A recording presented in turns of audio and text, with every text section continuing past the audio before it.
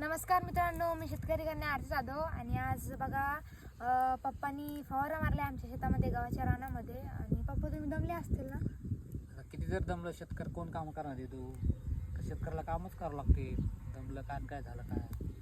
पण मग तुम्ही खूप दमले असतील इतका फवारा वगैरे घेऊन. दमणार आहेच ना आता. हे बघा तुमची पॅन्ट सुद्धा फाटली भरली सगळी पॅन्ट. तुम्ही चांगले कपडे काऊन घेत नाही? आम्हाला इतके कपडे घेतले तुम्ही आणि तुम्ही काऊन घेत नाही चांगले कपडे? बाई काय होतं, शेतकऱ्याचे कपडे फाटके जरी असले तर शेतकरी आता आपण भरले जरी आता मग शेतात काम केलं तर भरणारच आहे ना. पण आपण शेतकरीच आहे ना. मग तुम्ही आम्हाला किती कपडे घेता आणि तुम्हाला? काय होतं बाई घेतले तर. आता तुम्ही माझी मुलं आहे, शेतकऱ्याचे फाटकच आहे.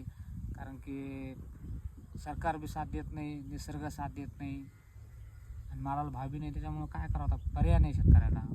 बघा मित्रांनो, माझे पप्पा दिवसभर काम करतात आणि कपडे सुद्धा चांगले नाही घालत. आम्हाला कपडे घेतात चांगले आणि तुम्ही म्हणता फक्त फिरत राहते तर काही काम करीत नाही शेतामध्ये. तर स्वतः शेतातलं काम स्वतःच करणं लागत असतं. तर मित्रांनो, शेतकरी आहे आपण, शेतकऱ्याला कामं करावं लागते. कपडे फाटके काय असले आणि काय असलं तर पण शेतकरी फक्त इमानदार असतो, इमानदारीने काम करतो. कपडे भरले तरी काय नाही, पण मुलासाठी काम करावं लागते. आता मुलाला फिरायला न्यावं लागते. लोकांची मुलं सहलीला जातात तर मी स्वतः घेऊन गेलो कमी पैसे लागा म्हणून. तर जाऊ द्या, आपलं देईल कधीतरी देव साथ देईल, निसर्ग साथ देईल. काय झालं कपडे फाटके झाले म्हणून? सर्व शेतकऱ्यांचे झाले, आपले एकटे थोडे.